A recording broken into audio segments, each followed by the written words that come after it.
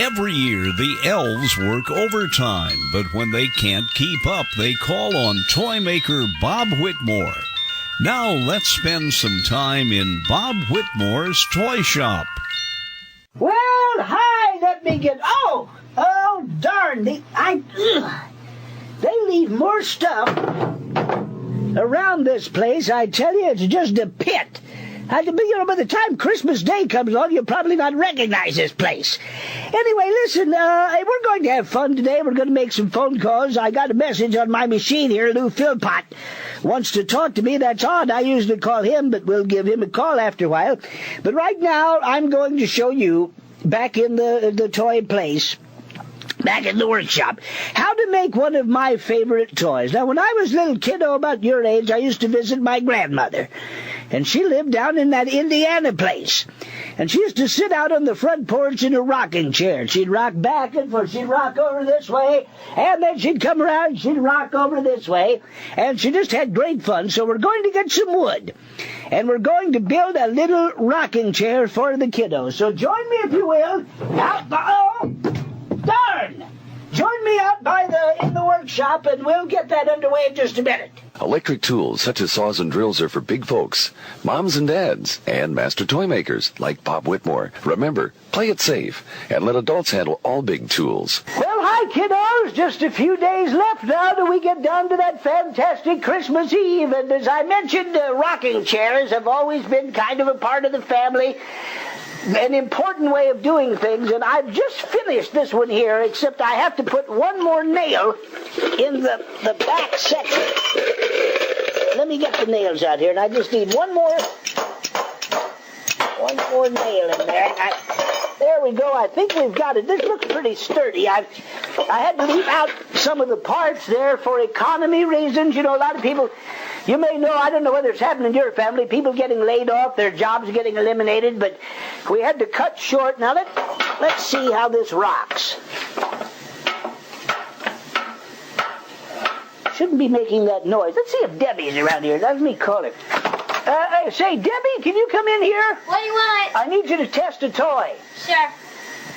Okay, now, Debbie, you see that new rocker? It's not painted there. If you'll just sit in here. All right, now I'm going to have you rock back and forth. That's good. I shouldn't be making that noise, but does that feel comfortable? Yeah, real comfortable. You shouldn't be rocking that fast, Debbie. This is more fun than a roller coaster. Ow! Are you okay, kid? Yeah, can I ride it again? No, that's not the idea. That is not the... Look, I'll tell you what, you go back to your office and I'll call you after a while. Look, we're counting down the hours here, so let's call Lou Philpott. I'll meet you up front.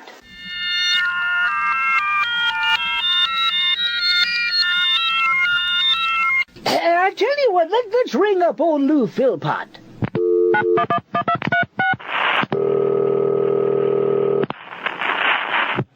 Philpott's Toy Parts. Say, Louis, Robert W. Whitmore over here at that big master toy building, and what's up? Well, Bob, I got your message there on my message machine. Works pretty good, don't it? Yeah. I made that out of old toy parts.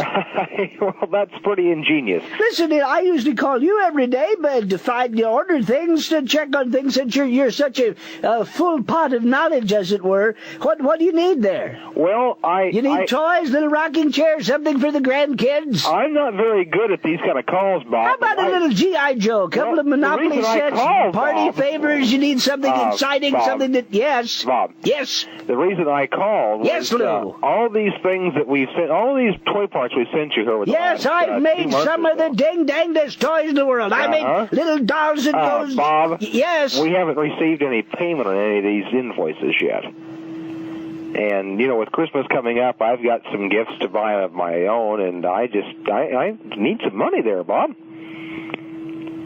Bob? I can't hear you. Could you bang on your phone a little bit? I thought you said you needed money. Hang on here, Bob. Sure you don't need a pot of honey or something there for the party? Is that better, Bob? I can't hear you. Is that better?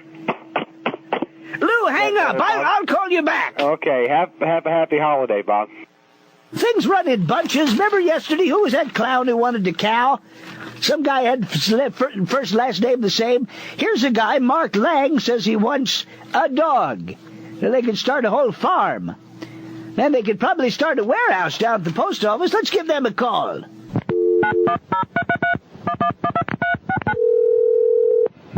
South North Pole Post Office. Well, hi, Danny. I bet you guys are just snowed under. We're just, days and hours here away from the big day. Days and hours, yes.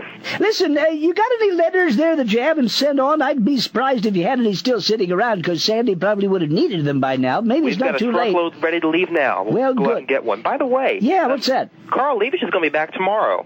Oh, he is? Yeah. Well, my goodness.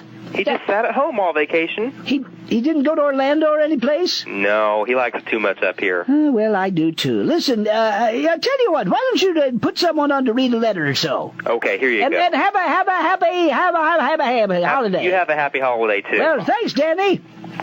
Sure, I can read these. Elizabeth McAnderson, did I read that right? I think I did. She's of Henderland, Minnesota. She'd like to have a set of Cajun cookbook so she can use up a lot of frozen kale she has. Yummy. This letter next up is only signed Papa, and there's no return postmark. I hope old Santa knows who Papa is. Anyway, Papa says he wants a year's supply of multivitamins. And Phoebe Peabody Peavy, she's of Walla Walla, Washington, says she needs new batteries for all the toys Santa brought her last year. And that's all I have for now. Well, wasn't that wonderful? I think this is my favorite part of the whole satellite show. Gee, I wonder if we can get through to the switchboard. Let's call Sandy.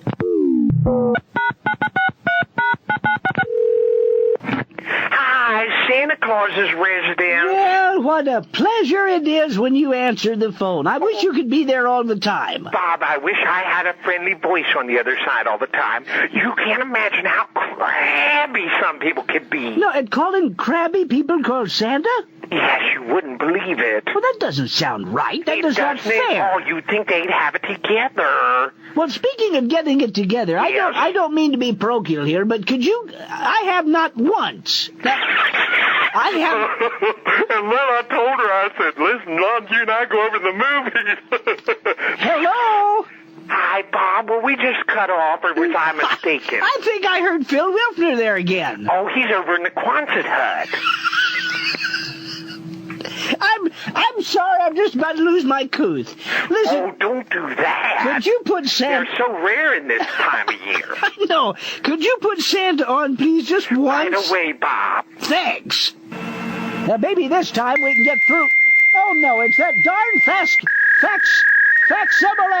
facsimilary machine. Well, goodbye, kiddos.